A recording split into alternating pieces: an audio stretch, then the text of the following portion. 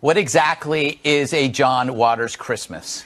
Well, the John Waters Massacre, I call it, in 3D this year, right? Yep. What's in it? Well, everything. I talk about fashion, about when you're going home for Christmas, it can be terrible.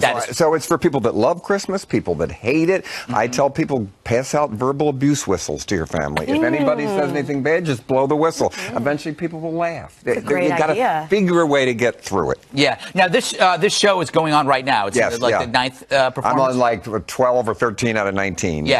And where can people see it? All over the country. Let me see. I mean, do I have to name all the cities? Oh, no. God, certainly in every city that you can. There's 19 cities. Pretty much if it's a major city, I'm coming there. Now, you recently defended Christmas after some remarks the Pope had made. Yeah. Can you explain what happened? What did he say about Christmas? I think he always married that stuff to capitalism. Oh, yeah. The idea of consumption. I want Santa Claus to turn the 2 C's of Chanel into Christmas and cash. You know, basically keeps the economy going. I'm not against the commercialism of Christmas because I think it's kind of funny. But you can give people the best presents in the world that cost $0.25. It's how much time you spent. It's not. What would cost $0.25? Well, like I collect porn versions of literature, like the Rapes of Wrath, and somebody gave me From Here to Maternity. Oh, wow. And that was really a good one, I thought. That was a good one. You can find those at thrift shops, I imagine. Yeah. You can find a lot of things there. Can I ask you, in this current climate, that you're looking at the way the campuses are and safe spaces, could your movies survive in this era? I mean, how do you... Yeah, they could. Yeah. Because I do my show at colleges all the time, and nobody gets mad at anything I say anymore because I'm not mean, and I don't know why. I can make racial jokes, I can make sexual jokes, I can make anything, and nobody seems to really get mad anymore because I'm not mean. And you also you do have a bubble of immunity, don't you? I think I'm weirdly and politically correct, even though I make fun of it completely the whole time. But I would say that the ultimate rebel these days on campus would have to be a young Republican, right?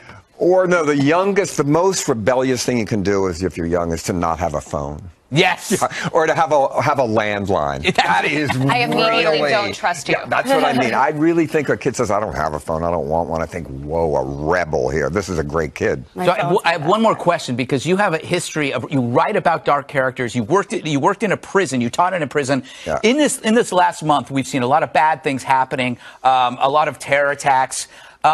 What does it take to stop what we're seeing? Oh, God, that's a really complicated question. Yeah. I'm for terror as humor. In the old days, Act Up and the Yippies, everything, they used terror to humiliate the enemies by embarrassing them. I'm for that. Yeah. My films were terrorism against the tyranny of good taste.